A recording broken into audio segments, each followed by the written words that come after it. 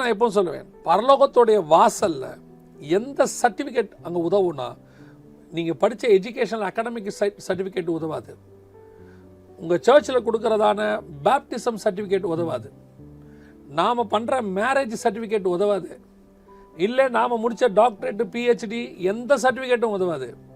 அந்த இடத்துல கர்த்தர் ஒரு சர்டிஃபிகேட் கொடுப்பாரு, உண்மையும் உத்தமும் உள்ளவனே எஜமானுடைய சந்தோஷத்துக்குள் பிரவேசிக்கிறேன். இந்த ஓவர் கம் பண்ணி வந்து நிற்கிறவனை தான் அங்கே நிற்கும். ஸோ ஓவர் கம் சர்டிஃபிகேட் தான் அங்கே அந்த ஓவர் கம் சர்டிஃபிகேட் தான் நிற்கும். இதுக்கு ஊழியக்காரன் விசுவாசின்னு விதிவிலக்கே கிடையாது. ஊழியக்காரனும் அந்த இடத்துல சர்டிஃபிகேட் வாங்கியே ஆகணும், விசுவாசியும் வாங்கி ஆகணும். விசுவாசியும் வாங்கணும். இப்போது நிறைய ஊழியர்கள் வந்து நிற்கிறாங்களாமா, நிற்கும் போது அவர் ஆண்டவர் சொல்கிறது, உங்களை அறியேன், உங்களுடைய நாமத்தினால பிசாசுகளை துரத்தணும் அல்லவா, தீர்க்க தரிசனம் உரைத்தம் அல்லவா, எல்லாம் சொல்கிறாங்க. அப்போ ஆண்டவர் சொல்கிறார், உங்களை அறியேன், ஏன், என் பிதாவின் சித்தத்தின்படி செய்யாதவர்கள். God's will is very important.